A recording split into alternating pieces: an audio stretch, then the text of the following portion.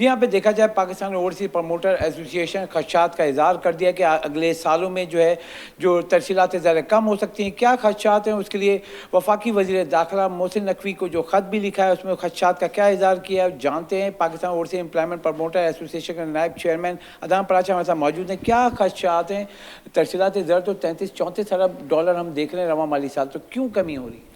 دیکھیں, جو ریمیٹنسز کی اب جب بات کرتے ہیں تو یہ تو وفاقی اداروں نے جو کریک ڈاؤن کیا تھا اور تھوڑا سا جو ہمارا انٹرنیشنل مارکیٹ کے اندر ہمارے اوورسیز پاکستانیز کا اعتماد بحال ہوا, اس وجہ سے وہ بڑھ رہی ہیں اور یہ 35 سے 36 بلین ڈالر تک جائیں گی رواں سال کی کلوزنگ ہوگی.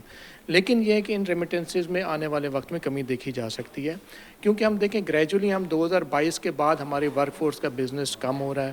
گورنمنٹ آف پاکستان, ہمارے پرائم منسٹر صاحب اسکل ڈیولپمنٹ کے اوپر بلینز آف روپیز مختلف اداروں کو انہوں نے دیے ہیں, لیکن یہ ہے کہ ہمارا ورک فورس کا بزنس نہیں بڑھ پا رہا. اس میں ہماری جو اسکلڈ, ہائیلی اسکلڈ پروفیشنل جو مارکیٹ میں آلریڈی اویلیبل ہے ان کو بھی ٹیک اپ کرنے کی ضرورت ہے, ان کو بھی پلیٹ فارم دینے کی ضرورت ہے. باقی ہمارے اوورسیز پروموٹرز کے مسائل ہیں. دیکھیں مسائل یہ ہمارا مین چنک ہے سعودی عربیہ. سعودی عربیہ میں ہمارا ورک فورس کا بزنس کم ہو رہا ہے. ہمارے بلو کالر جابس کے جو لوگ جا رہے ہیں, ہمارے میڈیکل کی فیسز ہماری بڑھا دی گئی ہیں, پھر دوبارہ بڑھا دی گئی ہیں. بایو میٹرک کے اندر پرابلم ہے. بچے ہماری جو یوتھ ہے صبح 5-6 بجے لائن میں لگتی ہے, شام 5-6 بجے تک لگتی ہے اور اس کو اضافی فیسز دینی پڑ رہی ہیں. ہمارا آپ یہ دیکھنے کے ساتھ ہمارے دوسرے ڈاکومنٹیشن میں مسائل آ رہے ہیں. ہمارے ڈپارٹمنٹس کو میں کئی دفعہ درخواست کر چکا ہوں کہ آپ آن بورڈ ہوں. یہ ہمارے ملک کی سطح کا مسئلہ ہے, ہمارا کوئی انڈیویجول مسئلہ نہیں ہے, یہ ہماری یوتھ کا مسئلہ ہے. اور جو ہمارا ویژن ہے پرائم منسٹر صاحب کا اور ہمارے چیف آف آرمی اسٹاف صاحب, تو ہمیں اس کو فلفل کرنا ہے. ہم گورنمنٹ کے ساتھ کھڑے ہیں, لیکن ہمارا سعودیہ کا سیکٹر بھی افیکٹ ہو رہا ہے. ہمارے ادھر سے لڑکے اگر واپس آ جاتے ہیں تو ہمیں ہی مجرم قرار دے دیا جاتا ہے. ہمارے جو امبیسیز کے اندر ہمارے جو CWs اور ہمارے امبیسیڈرز ہیں وہ کمپنیز کو وزٹ کریں. اور اس کے ساتھ ساتھ یہ ہے کہ ہمارا UAE کا سیکٹر بہت افیکٹڈ ہے. ہمارے 2 دن پہلے ہمارے آنریبل گورنر صاحب اور ہمارے جو ہے امبیسیڈر صاحب نے اعلان کیا کہ 5 سال کا ملٹیپل ویزا ایشو ہوگا. وہ بہت اچھا خوشائن ہے ہمارے ٹورسٹ پوائنٹ آف ویو سے, یا وہ لوگ جو کہ وہاں پہ بزنس سیٹ اپ کرنا چاہتے ہیں. لیکن ہمارا مین پاور کا بزنس پچھلے 1.5 سال سے ہمارا UAE کا افیکٹڈ ہے. ہماری 2,30,000 سے ورک فورس کم ہوتے ہوتے 80-90 ہزار پہ آ گئی ہے. ہمارا UAE کا سیکٹر ایسا سیکٹر ہے کہ جہاں پہ ہمارے اسکلڈ, ہائیلی اسکلڈ پروفیشنل لوگوں کا زیادہ ٹرینڈ ہے. ہمارا عمان کا سیکٹر بند پڑا ہے.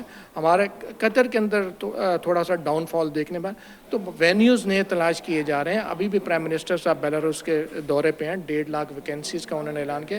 ہم پراپرلی ٹیک اپ نہیں کر پا رہے جب تک ایسوسیشن کو, ہم لوگوں کو جو پروفیشنل لوگ ہیں ان کو پراپرلی ٹیک اپ سجیشن سے ہٹ کے امپلیمنٹیشن پہ نہیں لائیں گے.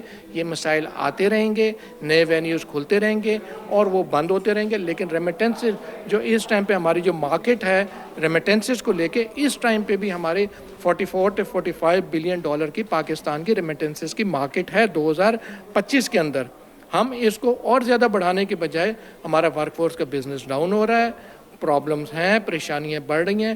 بینگ اے بزنس مین ہم کئی پلیٹ فارم پہ نہیں بول سکتے, اس لیے نہیں کیونکہ ہمارے ہی بزنس کے اندر پرابلمز کریٹ کر دی جاتی ہیں.